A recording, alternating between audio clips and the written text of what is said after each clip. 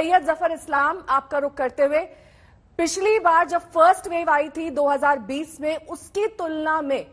कितने बेहतर तरीके से तैयार है सरकार देश की अर्थव्यवस्था को पटरी पर लाने के लिए? क्योंकि पिछली बार तो संपूर्ण लॉकडाउन था, इस बार आंशिक लॉकडाउन है। इस बीच देश की अर्थव्यवस्था के लिए क्या कुछ तैयारी की गई है सरकार की ओर से? क्या एक बार फिर से निर्मला सीतारमण सामने आएंगी, आर्थिक पैकेज का ऐलान होगा? देखिए नेहा जी, 2 मिनट में मैं एकदम सटीक बातें सब कह दूंगा। सबसे पहली बात के अगर उसको मापने का दंड है, जो तरीका है, तो उसको देखिए, ऑक्सफोर्ड स्ट्रिंजेंसी इंडेक्स जो है वो उससे देखा जाता है कि कितना इम्पैक्ट होगा जो इकोनॉमिक एक्टिविटीज पे।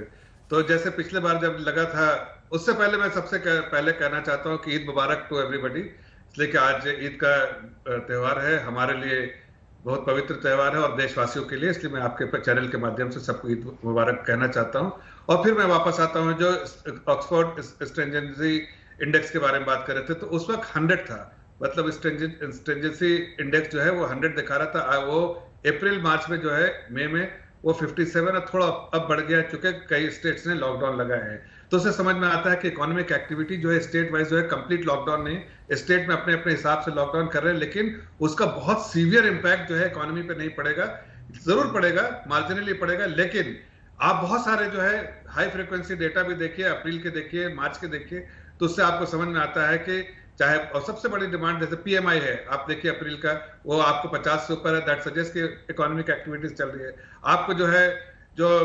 इंसेंटिव जो है, जो पीएलआई इंसेंटिव जो है वो 17 बिलियन तक का अनाउंस कर दिया गया, मतलब बहुत ज्यादा जो है इन्वेस्टमेंट जो आ रहा है, और उसमें इंटरेस्ट है लोगों का, ग्लोबल प्लेयर्स का भी इंडिया में शॉप सेटअप करने का और इन्वेस्टमेंट करने का। मतलब मैन्युफैक्चरिंग में डिमांड बढ़ेगी, वहां पर डिमांड भी बढ़ेगा, वहां पर साथ साथ जो है नौकरियां बढ़ेंगी। तीसरी बात जो है वो आपको दिखता है कि जो पावर डिमांड जो है वो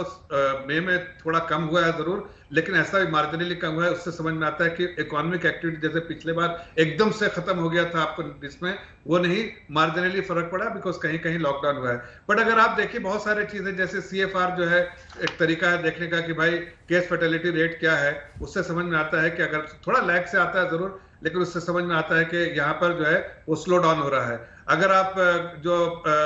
ग्रोथ, रेट ऑफ ग्रोथ देखिए जो है, वो भी देख, उससे समझ में आता है कि जो है स्लो डाउन हो गया, पीक हो गया, स्लो डाउन की तरफ जा रहा है। तो जाहिर है कि ये मई का मंथ जो है थोड़ा सा, और इस क्वार्टर में थोड़ा सा इंपैक्ट पड़ेगा, लेकिन कितना भी आप अगर अभी आज के हिसाब से 2 महत्वपूर्ण बात करना चाहता हूं कि जो भी स्ट्रीट एनालिसिस है, पूरा स्ट्रीट को एक्सपेक्टेशन को अगर आप देखिए, तो आज के दिन में भी कोई डबल डिजिट जो है रियल जीडीपी ग्रोथ रहेगा डबल डिजिट में। ठीक है, कोई 15%, 14%, 13% कह रहे थे, लेकिन मैं कह रहा हूं डबल डिजिट में, एग्जैक्ट नंबर नहीं कह रहा हूं। और दूसरी बात कि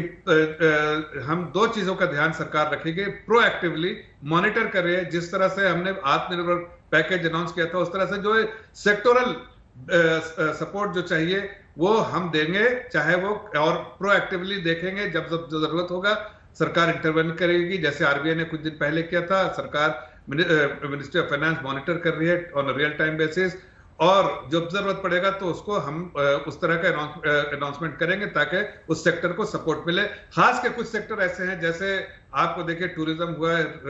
होटल हुआ, रेस्टोरेंट हुआ, इस तरह के आज कुछ उसके पैकेज, जानते हैं कि उसमें स्ट्रेस है, लेकिन आज कोई पैकेज देने से फायदा नहीं है। जब इस महामारी से हम बाद में आएंगे, जब इकोनॉमिक एक्टिविटी और उस सेक्टर में तेजी से एक्टिविटी शुरू होगी, तो उस वक्त हम जाहिर है पैकेज देंगे। मैं आपको एडवांस से बता रहा हूं, ताकि उस वक्त उनको राहत मिले, और वो इकोनॉमिक एक्टिविटीज अभी घर में बैठ के तो नहीं कर सकते, लेकिन खोलेंगे तो उसको जो सपोर्ट चाहिए वो हर तरह की सपोर्ट देंगे।